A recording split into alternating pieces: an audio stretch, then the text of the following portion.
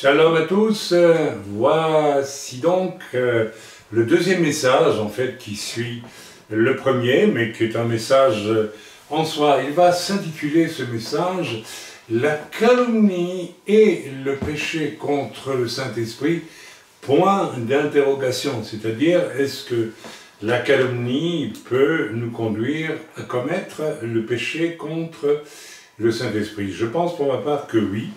Et c'est pourquoi le sujet est de grande importance. Alors, je vais vous donner aujourd'hui un témoignage, puisque je m'appelle Chaim Goel, c'est mon identité officielle en Israël. Je suis israélien en même temps que belge, j'ai une double nationalité. Et en Israël, je m'appelle Chaim Goel, et je vais vous raconter la genèse, l'historique de la naissance de ce nom, parce que ce nom n'est pas quelque chose que j'ai choisi moi-même, mais ce nom et ce prénom m'ont été donnés par le Seigneur. Je vais vous donner le témoignage absolument magnifique qui va vous éclairer à ce sujet-là. Mais je voudrais commencer par quelque chose de beaucoup moins agréable à rapporter, puisque c'est aussi ce que je vais vous raconter, ce qui m'a poussé à faire ce témoignage, non pas pour démolir les paroles complètement folles et aberrantes qui ont été relâchées comme cela par quelques malades. Quand je dis malade, c'est pas une injure, hein, mais des gens vraiment malades, spirituellement malades, concernant mon nom Chaim Goel. Et donc, mais parce que je pense qu'il y a vraiment, quand on atteint un certain point de méchanceté, et que l'on s'efforce de salir quelqu'un, l'on en arrive, je crois, à commettre le péché contre le Saint-Esprit. C'est ce que le Seigneur a reproché à certains pharisiens, en disant, voilà, il y a un péché, à force de refuser de voir la vérité, qu'au fond, vous avez tous les éléments pour savoir que je suis le Messie, vous préférez, n'est-ce pas, donner de moi une image mauvaise, négative, eh bien, vous commettez le péché contre l'esprit. Alors, je ne vais pas faire un message sur le péché contre l'esprit aujourd'hui, mais je vais essayer de vous mettre en garde, parce que nous pouvons vite commettre le péché contre les esprits. Vous savez, je vais vous donner un exemple de calomnies aberrantes et inouïes qui peuvent courir. Lorsque j'ai écrit mon livre « Bénédiction des Pères », qui a été écrit sur le balcon de cette propriété il y a 35 ans, plus près, non, 32 ans, et c'est mon épouse qui était à mes côtés, qui a commencé à prendre note, et je priais, et puis soudain, voilà, m'est venu un début de message. D'abord, j'ai cru que c'était un simple message, et puis peu à peu, ce message s'est transformé en un livre qui ma foi, a eu bon, le succès qu'il méritait. Bon, voilà. Et c'était vraiment une perle, de toute évidence. Et un jour, j'ai appris, peut-être 4-5 ans après cela, qu'une femme du Midi, il y a beaucoup de gens jaloux, on dirait, n'est-ce pas, dans certaines régions, qui répandaient le bruit que ce n'est pas moi qui l'avais écrit, ce livre, mais qu'il avait été écrit avec l'aide de 3 rabbins. Oui, 3. Pourquoi 3, je ne sais pas. Hein. Peut-être qu'il y a des trinités rabbiniques que j'ignore. Donc un livre où l'on parle vraiment de Jésus, mais alors complètement, etc., mais qui bien sûr prend... vous l'avez lu ce livre, donc vous savez de quoi il s'agit. Je ne vais pas vous le redécrire ici. Et puis cette femme, voilà, enfin, c'est complètement aberrant. Enfin, je veux dire, ça n'a pas de sens. Comment aurais-je pu, moi qui suis un fervent prédicateur de Yeshua qui sauve, arriver à convaincre 3 rabbins de m'aider à construire un livre appelé Bénédiction du Père, Bénédiction des Pères. C'est complètement absurde, c'est complètement aberrant. Mais vous savez, comme le disait, c'est Goebbels, je pense, j'ai oublié, c'est lui ou un autre, plus c'est gros quand vous dites quelque chose de faux, plus ça va marcher. Parce que, allez, on va le dire, il y a suffisamment d'esprits, mais vraiment stupides, de gens peu dégrossis dans leur tête, qui vont prendre pour argent comptant absolument tout ce qu'on dit, parce que, voilà, vous savez, c'est le niveau des romans que lisaient les femmes d'après-guerre, n'est-ce pas, où, n'est-ce pas, voilà, il y avait toujours les romans photos, hein, où il y avait toujours une femme qui était bafouée par un fiancé, un mari, et il y avait toujours l'homme magnifique qui arrivait, qui sauvait la situation, et qui finalement finissait par épouser la femme, etc. Ce genre de trucs, de scénario, mais qui était toujours le même, d'ailleurs, répété. Je me rappelle, c'était dans une revue pour femmes qui s'appelait Bonne Soirée. Vous voyez, j'ai de la mémoire. J'ai lu Bonne Soirée une fois ou deux dans ma vie parce que ça circulait parmi les femmes de mon adolescence. Moi, je lisais tout. Et puis voilà, donc il y a ce même niveau. Vous pouvez relâcher absolument n'importe quoi. Plus c'est gras, plus c'est gros, plus c'est bête, plus ça va trouver son public. Un public qui finalement œuvre pour le diable, parce que ce public il se trouve être présent dans l'Église, dans ceux qui se disent être des chrétiens. Alors je vais d'abord vous raconter ce que j'ai appris récemment, parce que j'ai un écrit. Vous savez, je pourrais, si je voulais, aller en justice, et puis ces gens-là auraient de sérieux problèmes, où il est écrit, à côté de bien d'autres calomnies et des soupçons inouïs de choses invraisemblables, eh bien, de la part d'une personne, oui, qui a fait appel à nous à une époque, c'est un homme, etc. Nous l'avons aidé, nous avons fait beaucoup pour un groupe qui était dans un drôle d'état, encore une fois, quelque part en France, et puis cet homme, un jour, il en a eu ras-le-bol, il était bien heureux d'avoir un apôtre qui vienne établir bien les choses dans son groupe, mais à un moment donné, ben, il fallait que l'apôtre dégage, tout simplement, parce que... Et alors, pour justifier le fait de dégager l'apôtre, c'est aussi cru que ça, vous savez. Il se passe de ces choses aujourd'hui, alors que vous vous êtes donné à fond pendant des mois pour assainir, vraiment assainir ce groupe où il y avait de tout sauf ce qu'il fallait, eh bien, pour justifier, n'est-ce pas, ce fait de vous éjecter, hein, et de garder pour soi seul, finalement, au fond, le travail que vous avez fait pendant des mois, eh bien, on invoque les choses les plus horribles vous concernant. Alors, une de ces choses, et je n'ai pas su si je devais rire, mais à gorge déployée, ou bien pleurer, parce que c'était tout simplement que mon nom, Chaim Goel, est un nom que j'avais fabriqué, alors accrochez-vous, hein, pour fuir la Belgique. Donc j'ai quitté la Belgique pour la France, et puis je suis devenu israélien en l'an 2000. J'ai quitté la Belgique dans les années 92, 92 pour les Belges et les Suisses. Alors j'aurais quitté en 92, en 92, ça fait déjà du... J'aurais quitté la Belgique, parce que, et j'aurais pris un nom d'emprunt pour me cacher, parce que j'aurais été poursuivi par Interpol, la justice, enfin des trucs inouïs, et que voilà, j'ai fui la Belgique, n'est-ce pas, en prenant un nom, etc. Alors vous savez, je voudrais juste vous dire une chose, j'ai eu, et je peux toujours avoir, quand je veux, une excellente relation avec un des responsables d'une police, disons, à très très haut niveau, des services spéciaux de police dans un pays d'Europe, je ne citerai pas non.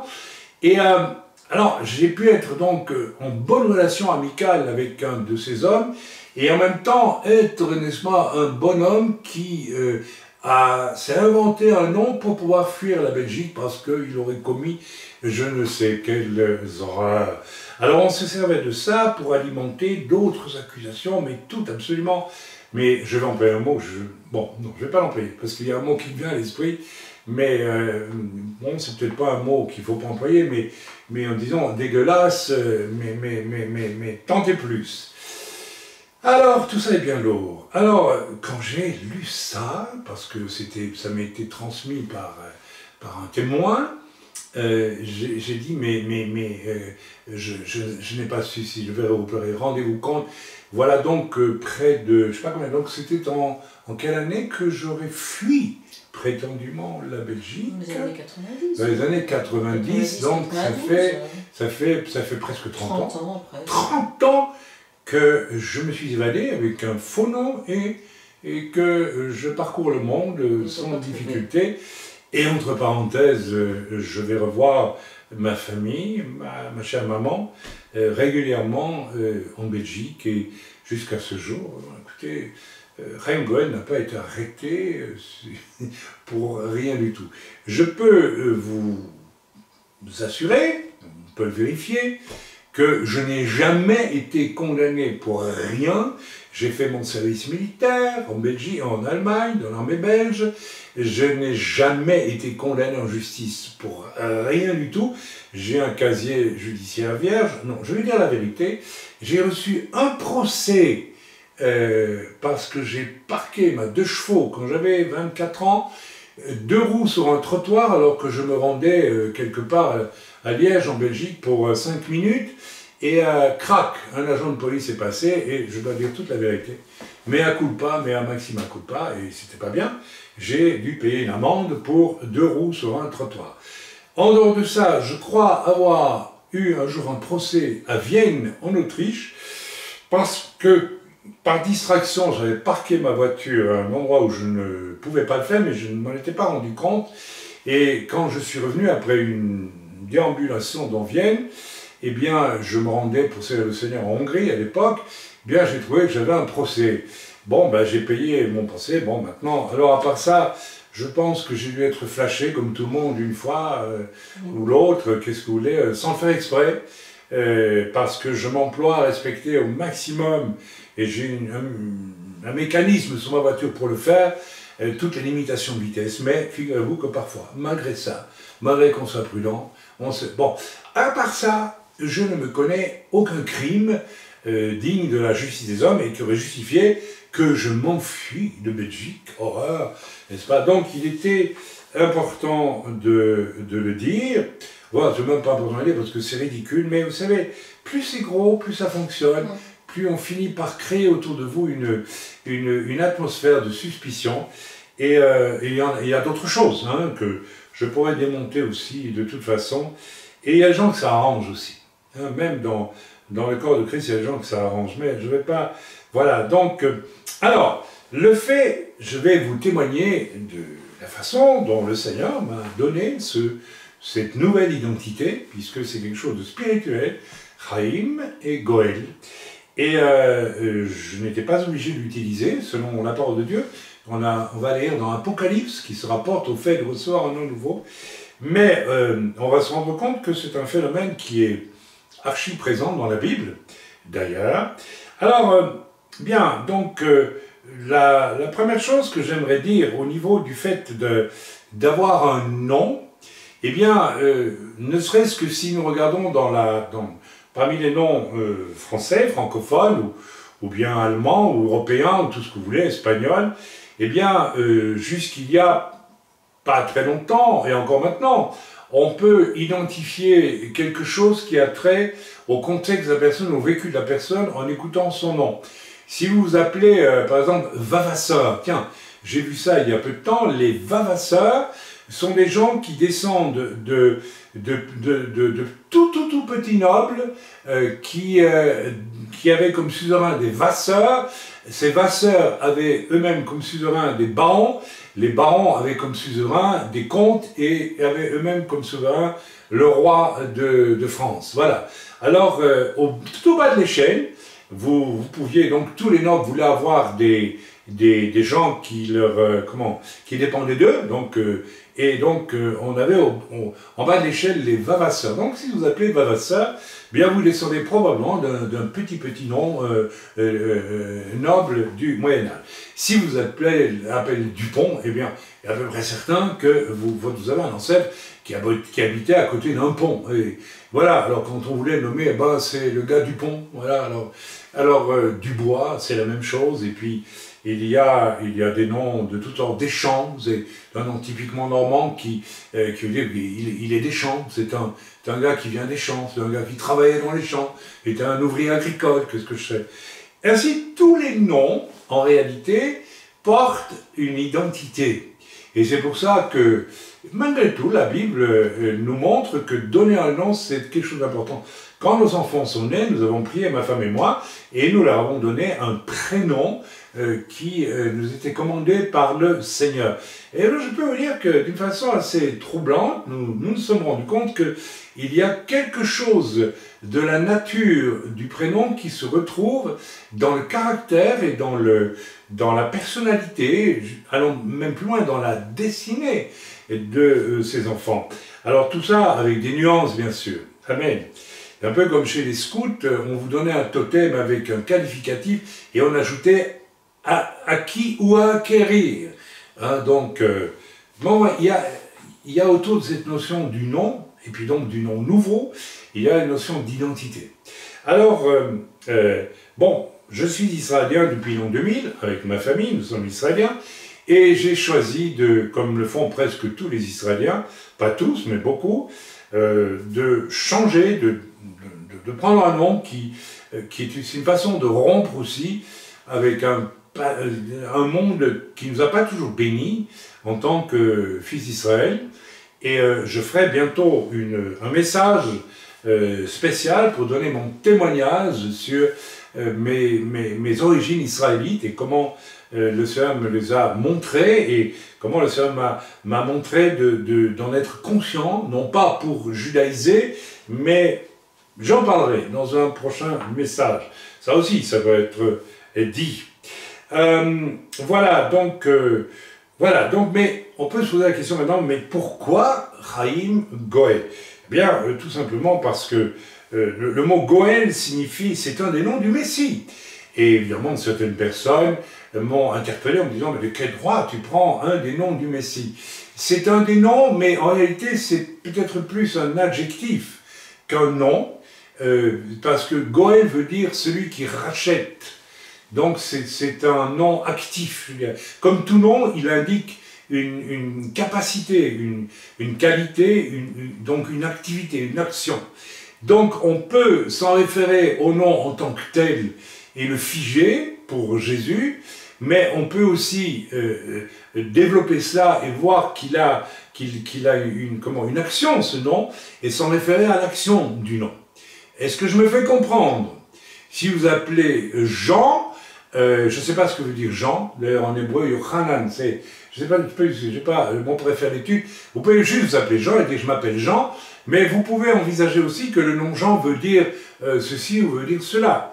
Lorsque nous avons donné à un de nos fils le nom d'Aaron, sous direction de Dieu, nous avons été voir dans l'Écriture et nous avons vu que ça voulait dire brillant, et brillant, hein, brillant, ça veut dire brillant, Aaron ça veut dire brillant.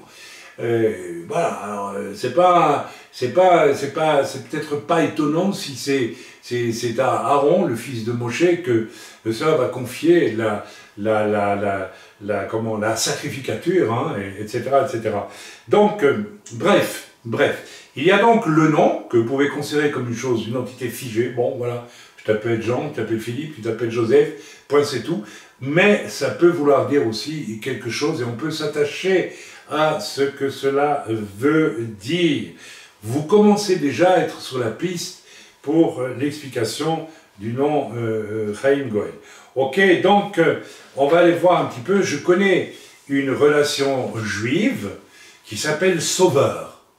Alors voilà, Sauveur. Donc est-ce que pour autant cette personne doit aller à l'état civil et se faire gommer son nom Sauveur? C'est un juif, une personne que je connais qui est juive, parce que Sauveur, ça peut aussi vouloir dire Goël quelque part, ça peut veut dire même Yeshua, puisque Yeshua, ça veut dire le salut. Donc par définition, c'est celui qui sauve, et nous savons, j'espère que vous le savez, que Yeshua, qui est le salut, nous sauve. Donc il y a le statut du nom, si on veut, de cette façon, et puis il y a son activité, il y a ce qui en découle. Il y a ça, la vie du nom. Amen. Donc, un nom et un prénom ont une vie. Et en ce qui concerne Chaim Goël, c'est la vie du prénom et du nom qui va faire sens. J'y viendrai tantôt. J'espère qu'on quitte un peu le terrain de ces sottises abominables, graveleuses, absolument ignobles, n'est-ce pas? Parce que là, on est en train de souiller, vous êtes en train de commencer à comprendre une œuvre qui vient du Saint-Esprit. Parce que ou c'est le Saint-Esprit qui m'a donné ce prénom et ce nom, ou bien c'est une folie, bien D'accord, c'est même pas une raison pour inventer que j'ai inventé ce nom pour fuir un pays. Ce qui évidemment pas, n'a jamais été le cas. Enfin, j'espère qu'on est sûr de ça. Je regarde mon épouse pour être certain que depuis 30 ans, non, nous n'avons pas encore trouvé. Non, on ne nous a pas encore trouvé, donc on n'est pas... Voilà. Ok, donc voilà, donc je vous donne un autre exemple. Il existe en Amérique du Sud et en Espagne des milliers, des dizaines de milliers, peut-être des centaines de milliers de personnes qui s'appellent Jésus. Oh! Alors, qu'est-ce qu'il faut faire? Il faut que ces gens-là soient qualifiés d'usurpateurs, et pour autant, n'est-ce pas, voilà, on pourrait dire la même chose du nom Emmanuel, j'y vais venir dans quelques instants, il y a des tas de gens qui s'appellent Emmanuel. Et est-ce que ce sont des usurpateurs? Parce que le nom Emmanuel, on va y venir tantôt, c'est très particulier, hein, c'est très très spécial.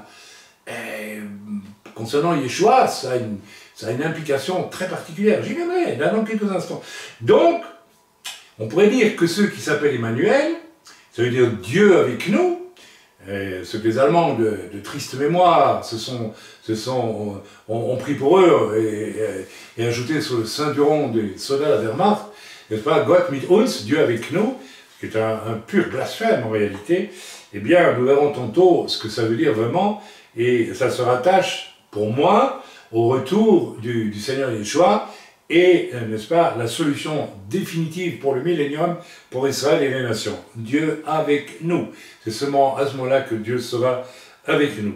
Voilà. Donc, il est probable que pour beaucoup de ces gens qui s'appellent Jésus, par exemple, et le nom a été donné de façon affectueuse de la part de parents qui aimaient bien Jésus, tout simplement, même si ce n'était que des religieux catholiques qui l'ont fait. Est-ce que maintenant, si ces gens se sont convertis, puisque le mouvement évangélique fait des ravages dans toute l'Amérique du Sud, il faut qu'ils aillent à l'état civil et se débaptiser tous, renoncer au nom de Jésus, parce que maintenant, ils sont éclairés sur le fait que, ben voilà, Jésus est le sauveur. On se rend bien compte que tout ça est absolument ridicule. Alors, on continue maintenant avec le message. Nous allons aller voir un premier exemple de changement de nom dans la Bible, mais nous allons voir que c'est d'une manière pour le mal, pour quelque chose de négatif. Alors, nous verrons ensuite les aspects positifs. Donc, on peut très bien voir Dieu permettre que nos noms soient changés pour le mal. Je cherche un exemple dans le Nouveau Testament, oui, mais par exemple, Judas est appelé le fils de la perdition. Alors, est-ce que c'est un nom nouveau? On peut penser. Vous savez, le nom donne l'identité. À partir du moment où le nom donne l'identité, on peut penser que Judas est devenu fils de la perdition. Et il a une identité qui restera collée à la peau, hélas, hélas, pour l'éternité. Voilà, j'espère que vous me suivez. Hein. Le problème, c'est pas le nom en soi, c'est ce qu'il raconte, l'identité qu'il vous accorde, ce nom. Nous allons lire dans Daniel au chapitre 1er, du verset 1 à 7, et puis nous lirons les notes qui sont dans ma Bible, et nous allons lire ensemble. Alors, évidemment, la 3e année du règne de Joachim, roi de Juda, Nebuchadnezzar, donc Nabuchodonosor, hein, pour ceux qui préfèrent cela, roi de Babylone, marcha contre Jérusalem et l'assiégea. Le Seigneur livra entre ses mains Joachim, roi de Juda, et une partie des ustensiles de la maison de Dieu. Nebuchadnezzar emporta les ustensiles au pays de Shinéar, dans la maison de son Dieu. Il les mit dans la maison du trésor de son Dieu. Donc il y a là un rapt de choses saintes pour au fond, et on verra, si je mentionne un peu plus loin, que ces ustensiles vont être même utilisés pour des libations. Hein, alors est-ce que c'est... Enfin, je n'ai pas cherché la référence, mais vous la cherchez vous-même et vous trouvez dans la Bible. C'est dans le livre d'Esther, d'ailleurs, si j'ai bon souvenir, que c'est stipulé. Bref, ce n'est pas le but de ce message. Verset 3, le roi donna l'ordre à Ashpenaz, chef de ses eunuques, d'amener quelques-uns des enfants d'Israël de race royale ou de famille noble, donc la crème des Israélites, de jeunes garçons sans défaut, s'il vous plaît, sans défaut corporel, beaux de figure, doués de sagesse, d'intelligence et d'instruction, capable de servir dans le palais du roi et à qui l'on enseignerait les lettres et la langue des Chaldéens. Donc, attention, on veut les plonger dans un autre univers, dans une autre identité. Et puis, on va pousser les choses à fond parce que le roi leur assigna pour chaque jour une portion des mets de sa table et du vin dont il buvait, voulant les élever pendant 3 années, au bout desquelles ils seraient au service du roi. Donc il fallait qu'ils ne soient plus juifs, mais qu'ils deviennent des esclaves, n'est-ce pas? Voilà, tout ça pour bien montrer la glorification de ce roi à travers cette soumission, cette dépersonnalisation de ces jeunes gens. Alors, il y avait parmi eux, d'entre les enfants de Juda, Daniel, Anania, Michaël et Azaria. Le chef des eunuques leur donna des noms à, nous y voilà, à Daniel celui de Belshazzar, à Anania celui de Shadrach, à Michaël celui de Meshach et à Azaria celui d'Abed-Nego. Alors, allons voir un petit peu dans les explications qui nous sont données, n'est-ce pas, dans ma Bible. Donc je vais aller voir les noms. Le changement de nom était l'un des facteurs clés de la sorte de lavage de cerveau que représentait le processus de formation babylonien. L'objectif était de pousser les jeunes choisis à s'attacher aux dieux de leur pays d'accueil et à abandonner leurs propres racines religieuses. Daniel, dont le nom signifie « Dieu est mon juge », fut ainsi nommé Belshazzar, qui pourrait vouloir dire « Bel protège le roi ». Bel, c'est un dieu babylonien. Voilà, le roi, l'Éternel est bienveillant, fut nommé l'Éternel. Alors, Anania, ce qui veut dire l'Éternel est bienveillant, en hébreu, fut nommé Shadrach, ce qui veut dire commandant d'à-coups, un autre dieu babylonien. Michaël, qui est comme Dieu, qui veut dire en hébreu qui est comme Dieu, Michaël, fut renommé Meshach, n'est-ce pas, qui est ce qu'est à-coup. Enfin, Azaria, qui veut dire l'Éternel est mon soutien, devint Abed-Nego, c'est-à-dire serviteur de Nego, aussi appelé Nebo, dieu de la végétation. Rendez-vous compte à quoi ces 4 jeunes Hébreux de famille noble, princière et tout, beaux de figure, intelligents, etc., etc. Donc là, on assiste à un changement forcé d'identité pour le mal. Donc, et le but était de leur faire oublier leur identité. Nous avons donc là un changement d'identité, n'est-ce pas, qui est d'ailleurs permis par Dieu. Et permis par Dieu parce que ce qui va se passer, c'est que ces 4 jeunes gens qu'on appelle tous les jours par leur nouveau nom, qui est mauvais, et qui les relie directement au dieu babylonien, vont rester intègres et vont devenir même des outils de Dieu dans la maison de ce roi. Alors ça c'est extraordinaire. Mais en attendant, l'intention était de changer le nom et ça c'était censé les amener à une nouvelle identité. Ça c'est pour le mal. Maintenant, ce qui est vrai pour le mal, un rapt négatif d'identité, peut se concevoir aussi dans l'autre sens. Alors, si on cherche, il y a beaucoup d'exemples dans la Bible, il y en a plusieurs en tout cas, j'en ai relevé 2 ou 3 que je trouve assez extraordinaires, et nous voyons d'abord en Jean 1, verset 42, n'est-ce pas, il est écrit ceci, où c'est Yeshua qui parle, et il dit « Tu es Simon, Shimon, fils de Jonas ». On pourrait dire « Tu es Shimon ben Jonas », si on le dit. Et Yeshua ajoute « Tu seras donc désormais appelé Céphas », ce qui se traduit par Pierre, Pétros. Donc, Jésus lui-même dit « C'est fini, tu t'appelles plus Simon, mais tu t'appelles Céphas », qui veut dire Pierre. Si on continue un peu plus loin dans l'évolution des choses, en Matthieu 16, 18, Pierre, ce qui veut dire Pétros, et Yeshua dit sur cette pierre, Pétros, je bâtirai mon église. Donc il y a un don d'identité nouveau, une nouvelle identité qui est progressivement, qui est d'abord donnée à Pierre et puis révélée tout doucement à Pierre. Et en Éphésiens 2, verset 20, qu'est-ce qu'on lit? Vous avez été édifiés sur le fondement des apôtres et des prophètes, Jésus-Christ lui-même étant la pierre de l'angle, dire Petra, n'est-ce pas? En grec, c'est aberogoniaos. Alors, ça veut dire en réalité que Dieu dit, Jésus dit, commence à dire à Simon, tu vas t'appeler désormais Céphas, ce qui se traduit par Pétros, pierre, et puis il va dire sur cette pierre Petra, pardon, je construirai, non, sur toi Pierre, qui est Pétros, je vais construire mon église, c'est-à-dire Petra. C'est ça. En gros, c'est ça.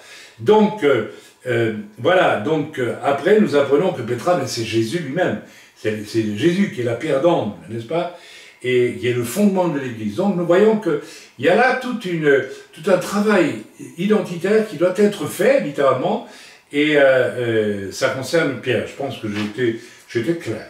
Alors il y a d'autres exemples dans la Bible, on va peut-être le lire en Jacques, excusez-moi, en Marc 3, verset 17, on va lire dans la Bible, c'est encore un autre exemple évident où le Seigneur lui-même va donner une identité qui a deux frères, donc Jacques et Jean, c'est dans Marc, je le cherche et je le trouve, le voici donc dans Marc, pardonnez-moi, voilà, Marc, j'ai dit Marc combien?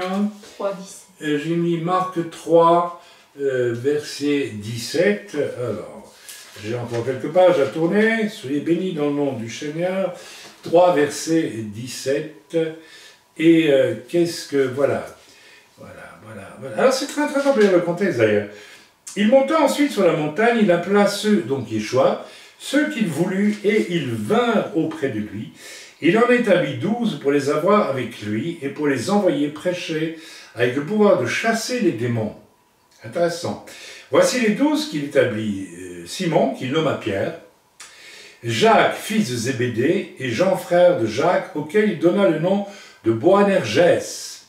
Donc, Jacques, fils de Zébédée, et Jean, frère de Jacques, auquel, au pluriel, il donna... Donc, le Seigneur va appeler ici, il rappelle que Simon est devenu Pierre, et quant à Jacques et Jean, ils deviennent Boanergès, qui signifie fils du tonnerre. Alors, pourquoi est-ce qu'ils sont appelés fils du tonnerre?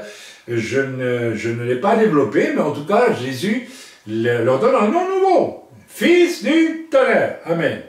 Si on continue, ensuite, il appelle André, Philippe, Barthélemy, Matthieu, Thomas, Jacques, fils d'Alphée, Thaddée, Simon le Cananite et Judas Iscariote, celui qui livra Jésus et qui deviendra, la Bible dit, le fils de perdition. Hein, voilà, qui est annoncé comme tel et qui le devient dans la Bible. C'est aussi une nouvelle identité, on ne sais pas comment on pourrait dire en hébreu, fils de perdition, je ne sais pas quoi, enfin bref, le mot perdition en hébreu, tu ne l'as pas, moi non plus.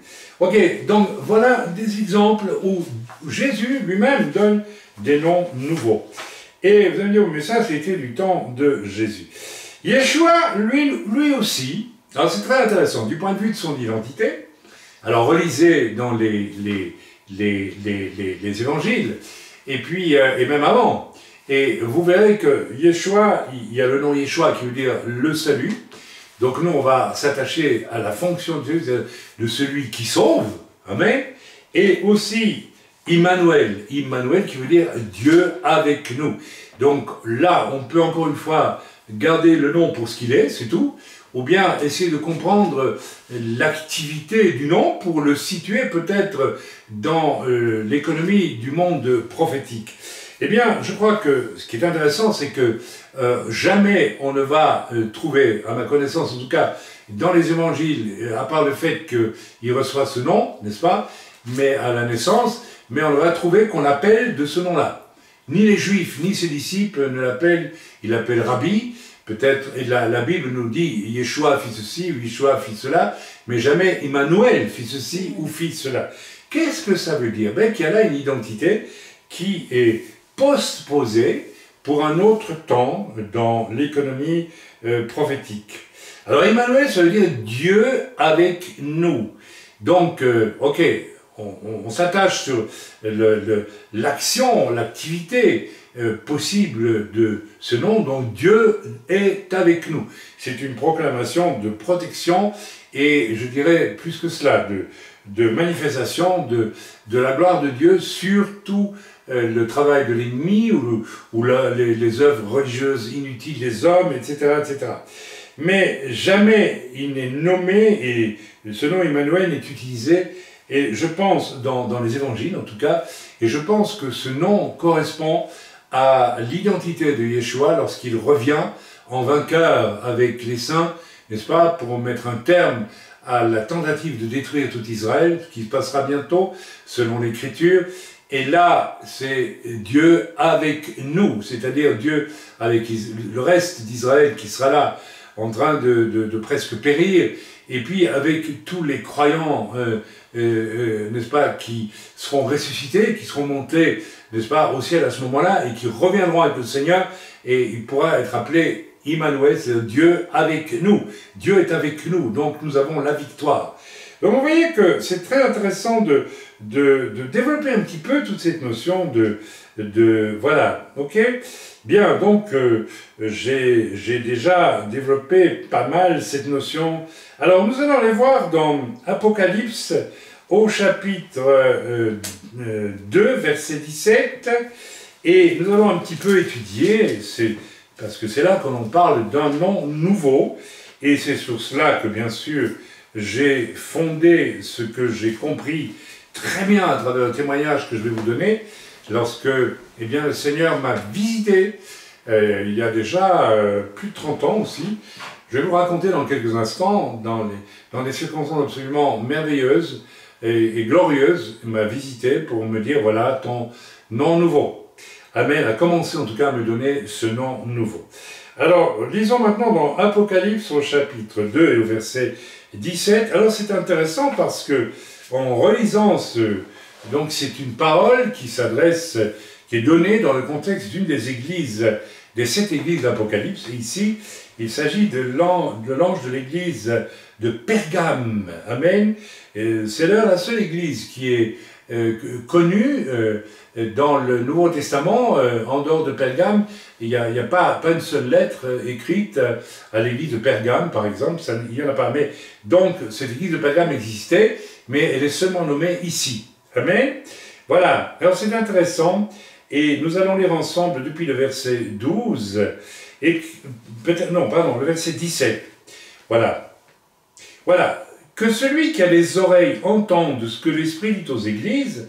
À celui qui vaincra, je donnerai de la manne cachée. La manne cachée. Je lui donnerai un caillou blanc, et sur ce caillou est écrit un nom nouveau que personne ne connaît, si ce n'est celui qui le reçoit. Donc il y a un nom nouveau, il y a un caillou blanc, et il y a de la manne cachée.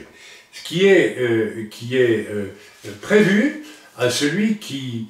Alors c'est intéressant, je vais tout de suite, parce que j'ai découvert en relisant ce passage, n'est-ce pas, le verset 13, qu'est-ce qu'il nous dit? « Je sais où tu demeures, je sais que là est le trône de Satan. Tu retiens mon nom et tu n'as pas renié ma foi, même au jour d'Antipas, mon témoin fidèle, qui a été mis à mort chez vous, là où Satan a sa demeure. » Juste pour information historique, Antipas, dont on n'a pas d'autre mention dans la Bible, était probablement le responsable principal de cette église, et il nous est rapporté par des sources assez fiables qu'il a été mis à mort en étant enfermé et brûlé et dans un taureau en métal. Donc on a enfermé dans un taureau en métal et on a chauffé à blanc. C'est horrible, mais voilà. Mais ça montre aussi que Pergame était aussi la ville où se trouvait le fameux trône de Satan. Ça indique qu'il y a donc un rapport entre le fait moi je l'ai fait, des récompenses données à ceux qui sont vainqueurs pour l'église de Pergame, donc la manne cachée, le nom nouveau et la pierre blanche, et le fait qu'il y a un rapport direct avec le fait que Pergame est vraiment une des églises qui est confrontée à quelque chose de très violent, de très dur, du point de vue du diable.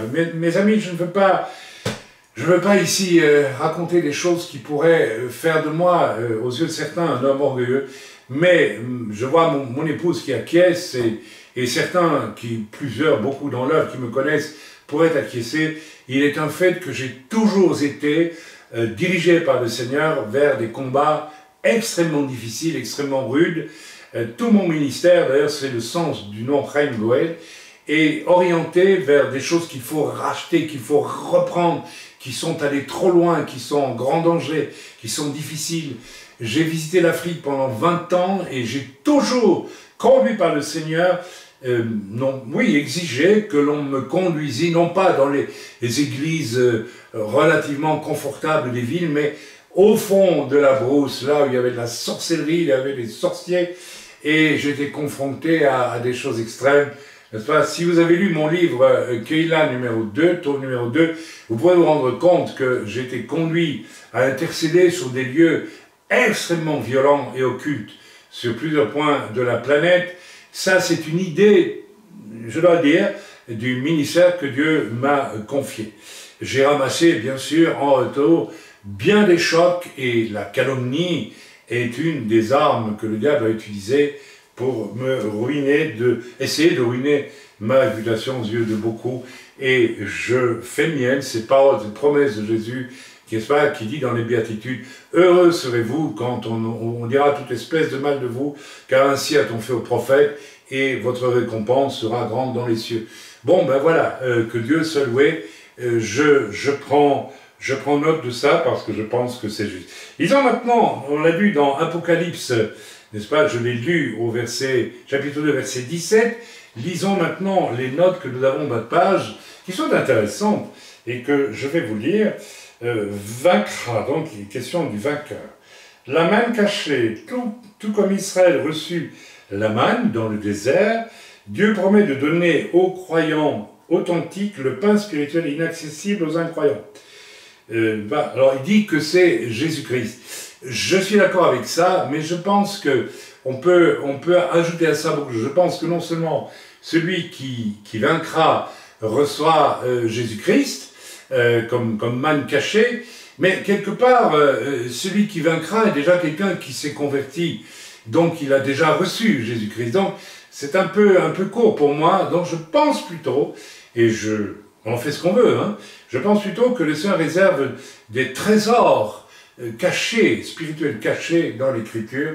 Pour ma part, je le dis parce que je l'ai vécu, c'est un fait que l'enseignement d'Echad, l'enseignement de bénédiction des pères, bénédiction des pères, sont des trésors. D'ailleurs, lorsqu'ils ont été écrits et publiés, j'ai eu des témoignages de serviteurs de Dieu assez éminents quand même, qui m'ont dit, vous êtes parvenu à écrire quelque chose que j'ai cherché toute ma vie et que je n'ai pas trouvé. Et donc cette personne m'a déroulé un tapis rouge que je ne lui ai pas demandé de dérouler d'ailleurs à l'époque, etc., etc. Et puis finalement, enfin bref, la jalousie l'a emporté, elle avait des choses qu'elle n'aurait pas dû faire, cette personne. Mais il y en est de même de plusieurs, par exemple, les numéros 1, le livre Inséparable, pour moi, est une manne cachée, si vous voulez prendre la peine de lire ce livre. Donc, voilà, je continue avec ce que dit ici mon commentateur de la Bible. Voilà. Donc, le Seigneur promet à travers la manne cachée, promet de donner une nourriture, un pain spirituel inaccessible aux incroyants. Amen.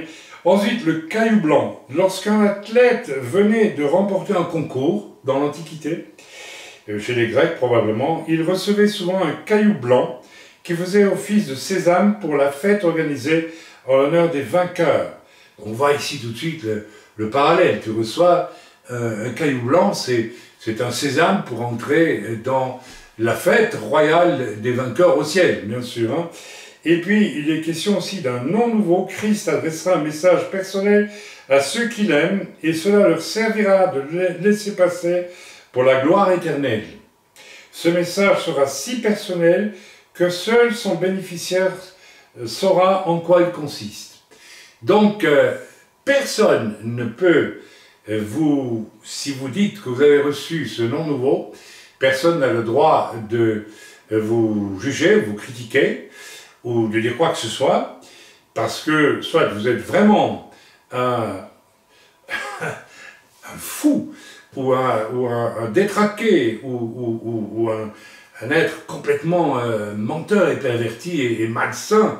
Et dans ce cas, bon, d'accord, mais laissez faire, hein, si c'est le cas, ou bien ça vient de Dieu, puisque vous êtes le seul, vous qui recevez son nouveau, à le savoir, à en connaître la signification profonde.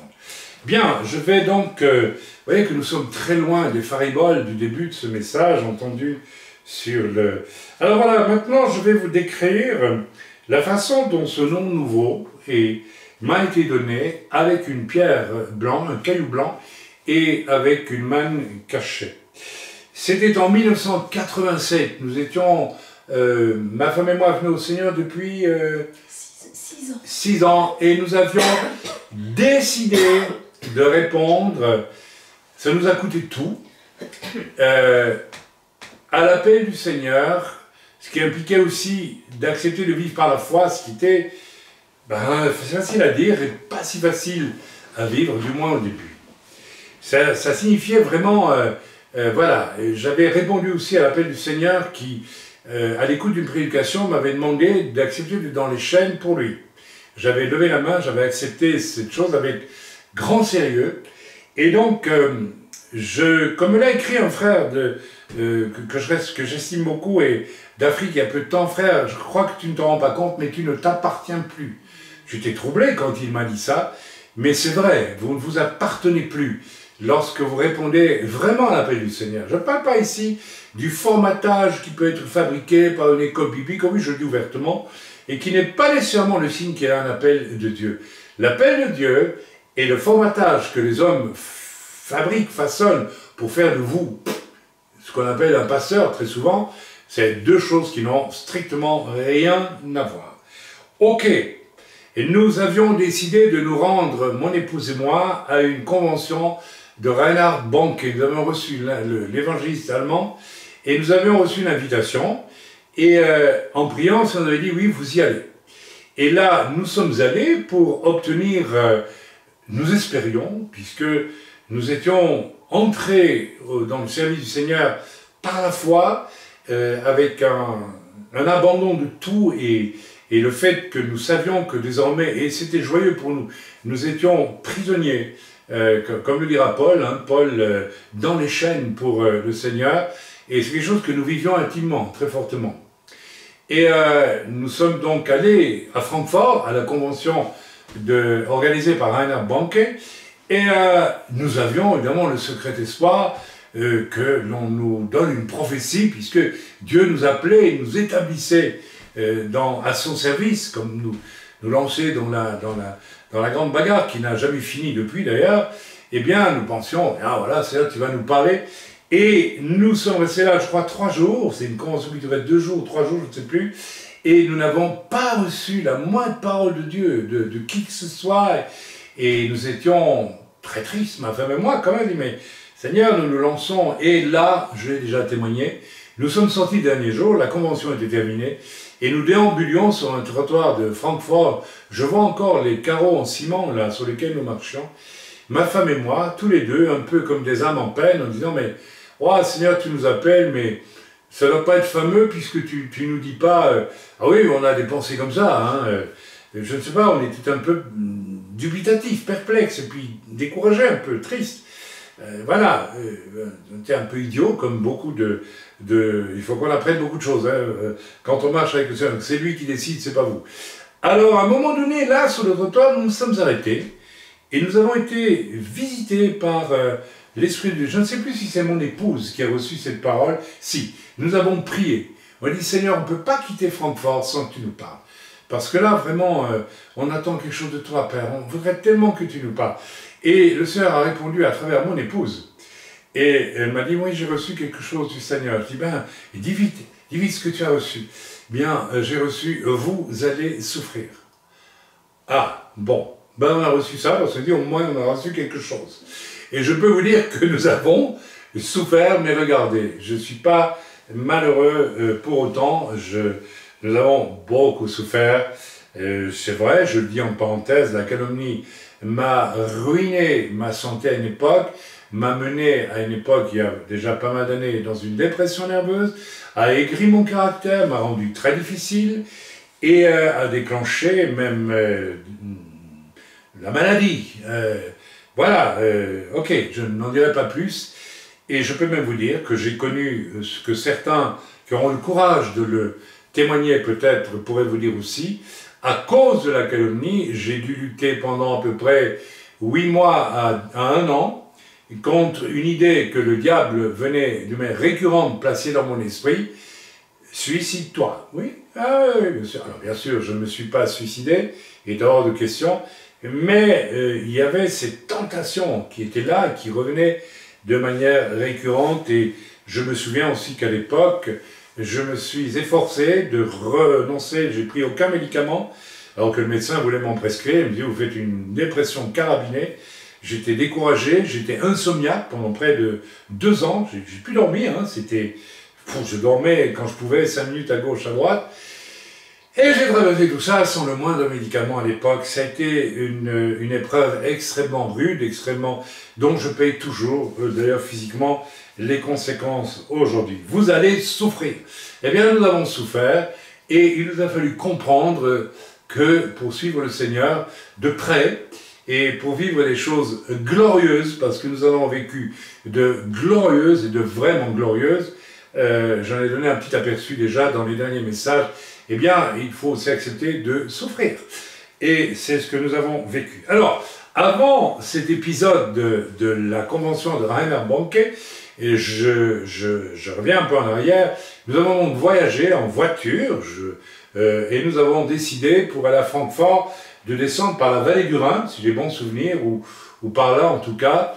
Et je suis né en Allemagne, et j'ai beaucoup aimé la nature en Allemagne, parce qu'il y a des forêts magnifiques, etc., etc. Je connais l'Allemagne, et bon, je parle allemand encore assez couramment aujourd'hui, donc c'était un petit bonheur voilà, de rouler là, et puis de s'arrêter. Nous nous sommes arrêtés pour une nuit, parce que nous ne pouvions pas faire le trajet en 2 fois, je ne sais plus pourquoi. C'était trop loin, moi je pense, hein, Francfort c'est un peu loin depuis la Belgique. Et donc nous sommes arrêtés dans une auberge et nous avons dormi la nuit là-bas. Et le matin, avant de reprendre la route avec la voiture, vers au moins 4h, 5h du matin, j'ai eu à cœur de quitter l'auberge. Tout le monde dormait, il n'y avait personne dans la rue de cette petite ville là, ou de ce gros village, je ne sais plus. Et je suis monté, il y avait un chemin qui montait, et je me suis perdu dans la montagne très haut, et j'ai loué le Seigneur, mes amis, d'une façon extraordinaire. J'ai prié d'une manière extraordinaire, parce que j'étais au tout début de mon jeune appel, de mon jeune ministère, et c'était pour moi un temps, vous savez, rien que d'en retémoigner, j'en ai presque larmes aux yeux, j'ai des frissons partout, mais... C'était extraordinaire d'être tout seul là-bas, dans ce pays où j'étais né quand même, et donc j'aimais tellement la nature, et de me retrouver, le soleil se levait tout doucement, et j'étais seul, il y avait les rayons de soleil qui faisaient lever la brume un peu partout autour de moi, et je sentais, mes amis, la présence des anges tout autour de moi. C'était un festin de louanges, de gloire et de joie réunis. Et j'étais donc monté par un petit chemin de terre, pas très large, et puis voilà, ce chemin de terre, eh bien, il y avait des pierres brunes, noires, ou jaunes, et de la terre, c'est tout. Et en redescendant, j'étais environné de la gloire de Dieu, et j'étais environné d'anges. Ça, j'en sentais la présence. Je pense même que c'est comme un message que Dieu m'a envoyé, je l'ai perçu comme ça spirituellement. Je mettrai des anges à ta disposition pour te protéger, et nous avons vu plus tard dans notre ministère des anges intervenir pour nous protéger, et puis même sans que nous les voyions, nous savons qu'il y a, n'est-ce pas, ce travail, ce service des anges pour ceux qui servent le Seigneur, et puis pour ceux que le Seigneur décide de garder. Enfin bref, on ne va pas parler des anges maintenant. Et là, en descendant, j'étais toujours en train de louer le Seigneur, et qu'est-ce que je vois en plein milieu du chemin, chose que j'aurais dû voir si elle avait été avant que je monte sur cette petite route de forêt, là, pas très large d'ailleurs. Je vois une pierre blanche, mais vraiment une pierre posée. C'était une pierre, alors la Bible parle d'un caillou, mais moi j'ai vu une pierre taillée, absolument parfaitement taillée. Je n'ai jamais identifié dans quel matériau? Donc c'était une espèce de parallépipède rectangle de peut-être 7-8 cm de long, tu t'en rappelles, hein, je te l'ai montré, et puis de 4-5 cm de haut à peu près, sur une épaisseur de 2 cm. Et ce caillou était parfaitement poli, parfaitement lisse, et posé en plein milieu de la route. Et j'étais là en train de louer le Seigneur, de sentir la gloire de Dieu. J'ai vu cette pierre. Alors immédiatement, l'Esprit de Dieu m'a dit, à celui qui vaincra, il recevra, n'est-ce pas, une pierre avec un nom nouveau. Et directement, le Seigneur, je crois, à ce moment-là, m'a dit, ton prénom, je te donne le début de ce nom nouveau, et parce que c'est dans la suite. Vous savez, c'est comme pour Pierre, hein, le Seigneur lui dit, tu t'appelles plus Simon, tu vas t'appeler Pierre, et puis, etc., les choses évoluent. Et le prénom Chaim est venu, mais alors avec une force à ce moment-là, et le Seigneur m'a dit, tu te prénommes désormais Chaim, et déjà en soi, c'était un nom, c'était mon nom nouveau. Que veut dire le prénom Chaim? Il veut dire vie au pluriel. Le mot Chai veut dire vie, le mot Chaim, donc avec le suffixe im, en plus, ça veut dire, c'est un pluriel, ça veut dire beaucoup de vie. Et je veux dire qu'à l'époque, j'avais beaucoup de vie. J'étais bouillant, j'étais vraiment archi bouillant, et donc ça me correspondait bien. Bien, donc qu'est-ce qui s'est passé ensuite? Donc j'ai reçu cette pierre blanche avec ce nom Chaim, et puis la manne cachée, eh bien c'est très simple, les enseignements très particuliers que ça m'a demandé de relâcher sont des mannes cachées, mes amis. Je n'ai pas honte de le dire, je crois que je ne dis pas une chose qui soit excessive ni déplacée. Ça a été reconnu par des serviteurs de Dieu eux-mêmes, et ça a été d'ailleurs combattu. Voilà, on a essayé de... Enfin voilà, je n'entre pas dans les détails. Maintenant, le nom nouveau complet, alors que j'étais déjà, j'avais quitté la Belgique et j'étais ici en France lors d'un moment de louange, j'avais aussi Chaim, et donc nous étions en train de louer le Seigneur et nous louions ce fameux, avec ce fameux chant qui dit David Melech Israël, et puis Yeshua Goel Israël, Yeshua le sauveur, celui qui rachète Israël. Et le Seigneur m'a dit, la deuxième partie de ton nom, c'est Goël. Donc tu prends Chaim et tu fais Goël, et puis tu mets les deux ensemble et tu lis. Et vous savez, en fait, ce que j'ai lu, l'Esprit de Dieu m'a dit, voilà, ton identité, tu n'es pas le Messie, hein, on a compris, ok, ça va, j'ai même pas pensé à ça, une seconde, pas un instant, mais tu es celui qui va aller, tu es un de ceux, toi, qui va aller chercher, racheter tout ce qui est en train de se perdre pour essayer de le ramener à sa place. Et ça a été mon ministère, c'était constant. Je suis constamment confronté à des cas, presque à tel point qu'un passeur un jour, du haut d'une estrade, s'est un peu moqué de moi parce que je le témoignais de cela, que moi, mon appel, c'était d'aller chercher les gens à problème et essayer de les ramener, de les amener en tout cas là où ils devaient être, dans le salut, dans la compréhension des choses du salut.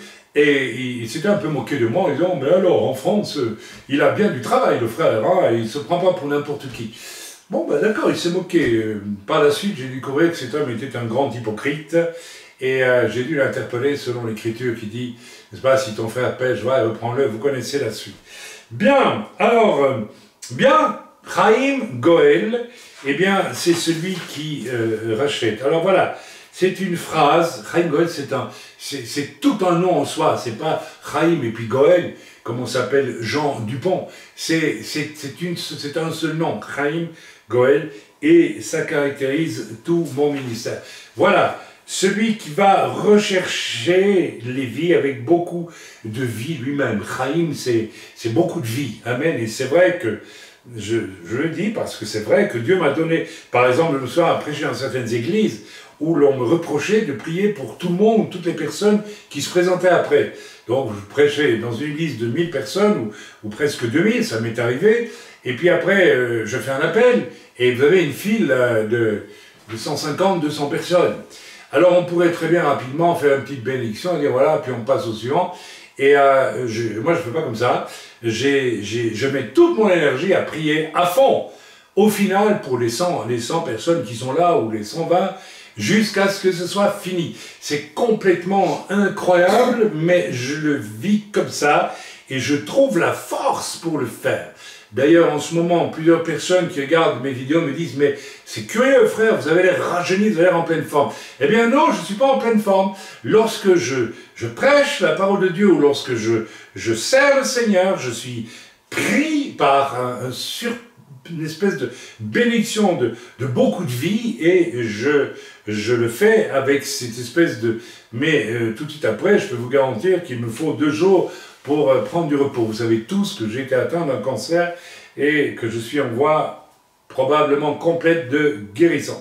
Bien, donc je vous l'ai dit, le nom nouveau, je l'ai reçu, la pierre blanche, elle était là.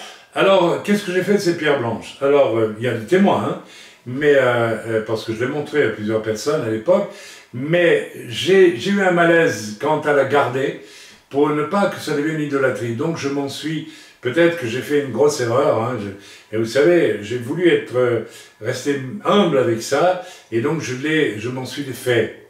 Mais l'essentiel est que j'ai reçu le symbole, n'est-ce pas, le nom nouveau et la manne cachée.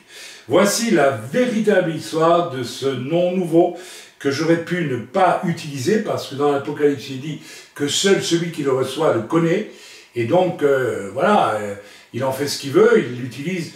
J'ai eu à cœur, moi, d'aller à fond et de l'utiliser, non pas par vanité, non pas par orgueil, non pas pour fuir la Belgique parce que je serais poursuivi pour je ne sais quelle chose que je n'ai pas commise en Belgique, mais tout simplement parce que ça collait avec ce que Seigneur me disait être de sa part à lui. Parce que j'aimerais quand même vous faire remarquer que c'est le Seigneur lui-même qui vous donne ce nom nouveau, mes amis. Il l'a fait pour Jacques et son frère, il l'a fait pour Pierre, il l'a fait sans doute pour d'autres, et donc il peut le faire. Donc, mes amis, si cela vient de Dieu, il conviendrait de faire attention, puisqu'il s'agit d'une œuvre de l'Esprit faite en direct en plus, n'est-ce pas, la contester en l'enchassant, en la combinant à un scénario crapuleux, littéralement, hein, c'est ce qui a été fait dans mon cas, n'est-ce pas, et malsain. Est-ce que ce n'est pas, à la limite, peut-être à la limite ou pas à la limite, commettre alors le péché contre le Saint-Esprit? Alors, faisons attention, c'est à méditer avec sérieux. Je pense pour ma part que ceux qui retournent dans le monde vont toujours justifier leur échec en accablant ceux qu'ils quittent, d'où la calomnie et le péché contre le Saint-Esprit. Voilà, donc ces deux messages allaient ensemble, ils se suivent, mais j'aimerais que vous soyez extrêmement prudents, que ce soit pour vous moquer ou bien affubler ce nom nouveau que j'ai reçu, et dont je suis le seul à connaître la signification profonde. Donc c'est clair que je ne me prends pas pour le Messie. Franchement, écoutez, j'ai même honte de devoir vous dire une chose comme celle-là. C'est tellement absurde. Ça désacralise tellement une œuvre tellement belle, tellement puissante, tellement profonde. Alors, s'il vous plaît, que ce soit pour transformer une chose comme celle-là en une saloperie, n'est-ce pas, abjecte, ou que ce soit pour autre chose. J'ai parlé de la calomnie pas mal dans les commandements que nous n'avons pas droit de transgresser dans la vidéo précédente, dans le message précédent, pardon. Faisons attention, les amis, parce que le péché contre l'esprit, il est par là, vous savez. Et c'est un péché, nous a dit le Seigneur Yeshua, qui ne sera jamais, mais jamais pardonné. Tout est pardonnable, sauf le péché contre l'esprit.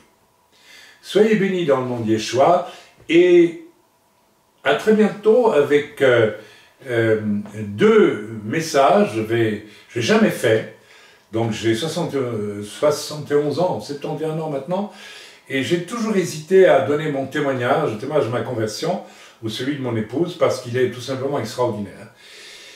Et je ne sais pas, j'ai toujours eu la crainte que peut-être j'utilise ça pour me glorifier, alors que je n'avais pas l'intention de le faire, donc j'ai toujours différé le fait de le faire, et là je vais le faire, de même que je vais vous parler de la façon dont le Seigneur nous a dévoilé clairement, avec des preuves, hein, des noms et tout, à quel point nous sommes tout simplement israélites, ma femme et moi, bien que nous ayons été élevés, ma femme dans un contexte athée, et moi dans un contexte catholique, je ne m'en suis jamais caché d'ailleurs, mais je vais expliquer et donner du sens au fait que le Seigneur a voulu nous faire découvrir, et pour quelle raison, dans quel but. Certainement pas pour judaïser de la façon que je réprouve, vous m'avez compris là-dessus, j'en ai assez parlé depuis un certain temps, mais dans un but bien particulier qui sera développé dans ce prochain message. Je donnerai aussi un message probablement sur d'autres choses importantes plus tard. Soyez bénis au nom d'Yeshua. Déjà, s'il vous plaît, réfléchissez sérieusement à ces... Et si vous connaissez des gens autour de vous qui peut-être commettent le péché contre le Saint-Esprit, eh bien écoutez, éloignez-vous d'eux. Parce qu'une fois que l'on a dépassé une certaine frontière, on est dans les mains du diable, mes amis, et si vous fréquentez les gens qui sont dans les mains du diable, que ce soit pour un petit compromis ou un gros compromis ou une catastrophe, eh bien, vous risquez de couler avec eux. Les mauvaises fréquentations amènent des gros problèmes dans nos vies. Soyez bénis, et si vous connaissez des gens qui calomnient, non seulement éloignez-vous d'eux, mais annoncez-leur que vous allez prévenir les personnes qui sont calomniées, que ce soit moi ou bien d'autres, parce que vous savez, aujourd'hui, c'est une des armes terribles qui est relâchée dans l'Église, une Église qui de plus en plus va vers une apostasie de plus en plus profonde, de plus en plus grave en main de Dieu, et il se passe aujourd'hui des choses qui n'auraient même pas été imaginables il y a 15 ans encore aujourd'hui, même dans ce domaine de la calomnie. Aujourd'hui, plus c'est graveleux, plus ça circule, plus ça marche. Alors mes amis, ça c'est très mauvais signe. Ne commettez pas le péché contre l'esprit. Soyez bénis dans le nom de Yeshua. Amen.